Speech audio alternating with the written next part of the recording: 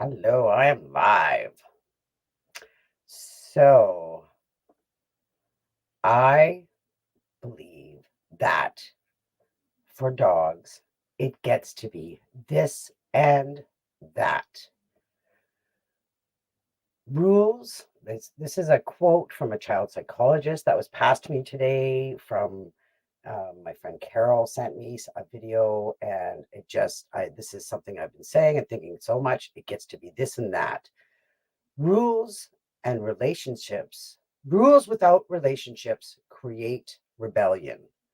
And for dogs, it's so much true. That's a belief with for children, for families. We believe that we get to have rules and relationships to make life work.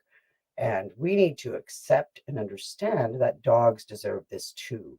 So rules without relationships create rebellion. Often, dogs that have very high, strict rules and regulations in their homes, but the owners don't have the relationship with the dogs, those are often the homes that have the most reactive dogs, dogs that are very anxious, very fearful, redirecting to the owner, that are having lots of problems, dog not listening. Often they have rules, but they're missing the relationship. And you really need to have a healthy relationship. So when it comes to looking for children, what we do for children, this has just so been on my mind. We give them preschool, we give them support at home, in school. Think about like by age 5, they go to school, so they've had all this time at home already to be learning about rules and to be creating relationships and support from your parents. And then we give them extracurricular activities, like they get to do sports or music. They have recess. They have just, you have your outings. There's so much.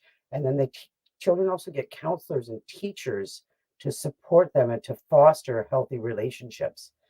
So for dogs, we tend to get more. There's always obedience training, obedience school.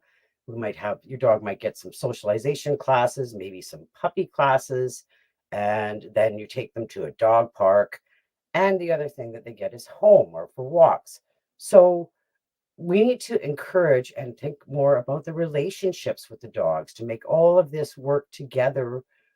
They need to have the rules and the boundaries and relationships. It gets to be this and that. We need to make sure they're meeting their needs and that they're getting their safety in the environment, from the environment, and from we get to give them all of that. And we need to foster their genetics.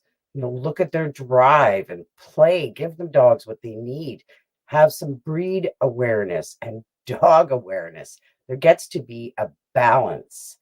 This is I recently I was sent her name is Stephanie at Method K9, and I was just floored because yep, it gets to be this and that. We can have balance. That is what I believe in the family dog mediation. That is, we're always looking at the learning, the environment, the genetics, and the self of the dog, and helping them and giving them the safety and the relationships. And when it comes to, sports and activities and stuff, I love Herbie's story. Herbie's sleeping in my lap here. He's sliding a bit. I know you can't see him on the Facebook feed and the YouTube feed, but I mean, look at Herbie. He came to me. He was extremely fearful. He came with a huge trauma-filled past, very reactive, very anxious, extremely clingy, and I cannot even ever say enough how not only did I give him safety and security and love, we did everything to give him what he needed that way, and supporting him every day and helping him to, get over some of his fears. But he also needed his confidence and his breed and his drives, instincts, and needs met. And agility was the greatest thing ever for him. Not only has he done great and loves rally obedience, but agility was his thing. He got to run and he had that connection with me. And I had no idea what a sport like that would do for my dog. So for dogs, it gets to be this and that. They get all these other things, but you have to have relationships. We need rules and boundaries, but we need to think about the relationship. That's what I am about. That's what Family Dog Mediation is about, helping you to understand dogs, helping you to understand what dogs need, what they're really about, and learn how to give them what they need. It's so amazing to see it work and to help dogs and to create relationships that are incredible and help people understand dogs better. And, that's why in the Paws and Hearts Club, I have been had some great results, and I just love working with dogs. I am fearful rehabbing dogs, fosters, trying to figure out what they need. So much fearful, they're so afraid and come so reactive to the world, and we need to help them. We need to help them think about the environment and to be safe in the environment and to safe in the world, and to their self is so important. And we get to offer those things to dogs. And I love the conversation that's changing this way and heading towards helping relationships, giving the dog the relationship part of what we are doing with them. It's so much more than just training or obedience and boundaries and rules. We get to think about relationships. And when dogs get to be dogs and we are still able to all live in harmony, we know we're getting it right and we know we're doing it the best we can. That's when you get to feel really good about what you're doing with dogs. So the Paws and Hearts Club is a great way. I'd love anybody to please join. Or if you want to check out the pawsandheartsclub.com, there it is. I've got my overview in there. I'm doing 2 Zooms a week. One is about behaviors, one is about solutions. I'm also offering one-on-one for the price right now. So we can personalize what's going on for you and your dog or your dog concerns.